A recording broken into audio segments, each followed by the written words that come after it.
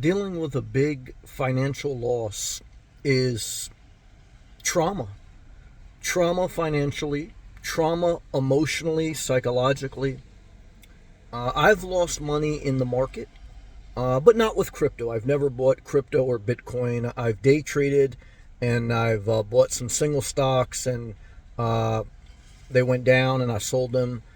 So I don't want to shame anyone who has suffered a traumatic loss in the market. Even if it was your own fault, like it was my own fault, whether through ignorance, not knowing enough about the markets, which I've been there, or it was about poor risk allocation. You put too much in risk because nothing's guaranteed. I've done that.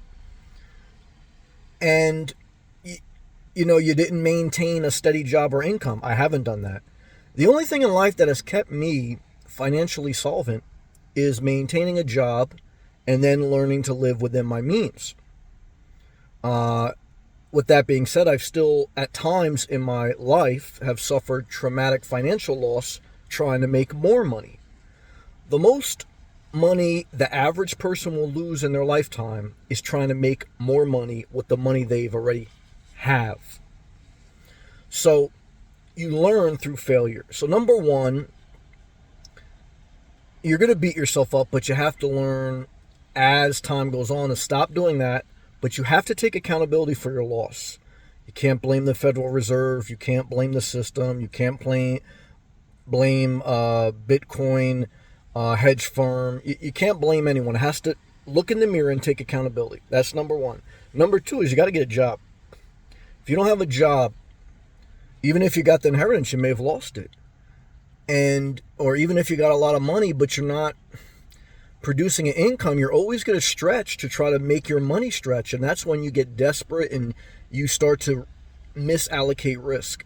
So if you're trying to live off money, my rule is don't do it until you have 7 years of proven, stable tax returns showing you can live off your investments. Maintain a job and a side job. Live below your means so you always have cash flow and you're not desperate to make more money with your money. See, how I looked at it in my lifetime when I was getting to a period where I always worked, so that helped me, but then I was living above my means, so it was like I was working just to pay bills. So then I learned that lesson. I started to get my bills and my expenses below my means, lower the type of car I had, pay down debt, right? And then I was working and I was seeing savings from the money I was making. So I was like, wow, now I'm finally getting ahead. But then I took the money I was saving and I put too much in risk. And then now I was like, right, not back to zero, but, suffered a traumatic financial loss. And, you keep dabbling in the markets. You got to get burned a few times. But then you want to correct yourself because remember, insanity is doing the same thing, over and over again. And that's a tough statement because I understand that there is some value in persistence. And sometimes in life, you just have to tweak things. But there's no tweaking the fact that you have to only risk a certain percentage of your net worth. You have to have a certain amount of money coming in. You have to have a certain amount in savings. You have to have proportional debt levels. There's some things that are not an exact science, but there's some data points that are science that build structure, health, stability, and long-term success in your favor in your life. And so you have to do those things. You have to have that steady income. You have to have that savings account separate than your investments accounts. You have to pay down your debt. You have to live below your means. And then you have to only risk a certain amount of your net worth. And then if you're getting burned and you're putting too much in risk, you have to look at how you're allocating the money in the investments. It's on you. And, for most people, they'll get burnt so bad they'll not be able to recoup because they don't work or they don't have enough money to keep losing like they're losing. Or they weren't living below their means already and they got too much responsibility, too much debt, and it's just too hard to get back to zero. Don't even try to get back to zero. Just try to get back on your feet. Job. Live below your means. Enjoy your day. Manage your time. See, that's the other thing I learned. Even at times when I was up in the markets, when I didn't manage my time, I was obsessing about the financial markets. And I was like, wow, I remember having a revelation one day, like, wow, it feels great to win money, but I'm obsessing and I'm not enjoying my day.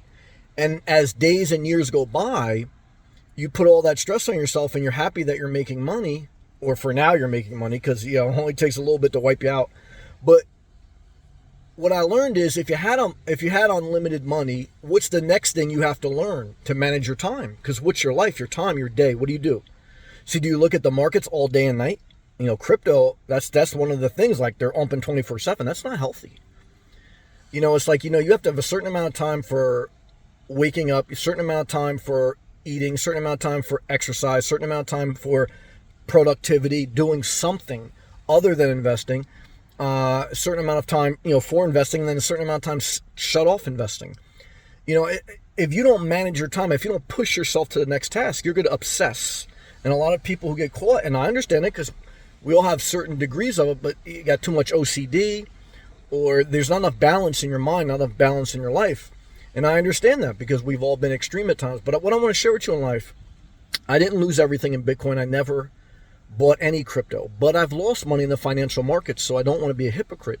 And I want to tell you, these are the lessons I learned, because I don't want to shame you, I don't want to hurt you, but I don't want to lie to you that, you know, now go buy Dogecoin, or now go buy, you know, unicorn coin. I mean, guys, girls, if you hoard too much cash, it's going to get put in risky investments. If you don't work, you're always going to look for a high yield, and you're always going to get burnt. Bernie Madoff style.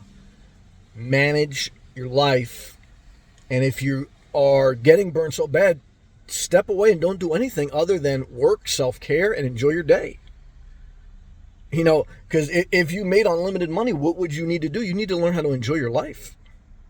And you still need to exercise, even if you become a multimillionaire, even if you're not going to be Hercules or a Supergirl, just for your health. You still have to go for a walk. Push yourself to the next task. Manage your time. I hope these videos help. If they do, click the thumbs up. It's free. And when you lost hundreds of thousands of dollars, you're looking for something free, click that thumbs up. Now, if for some reason you've made money, or you lied to yourself and you made money for the last 2 weeks, but if you look at your past 2 years' tax returns, you lost money, and you're just going to give money away to cryptocurrency, Bitcoin, or anything, click that super thanks. Why? I mean, shit, let me give $5. You ready? Fucking, you burned up 500,000. You know what I mean? Shit, I'll take 5. You know what I mean? All right. And watch my playlist. Thousands. Subscribe if you're not. Share this video. Please share this video with everyone you know. Why? That really helps the channel. It's all free. Thank you for watching. Keep showing up, but manage your time. Take care of yourself. Everything in proportion. Time to be extreme and a time to get balance. Balance. Balance. A lot of what I said in this video, a lot of what I learned in life, still working on it. Balance. Peace.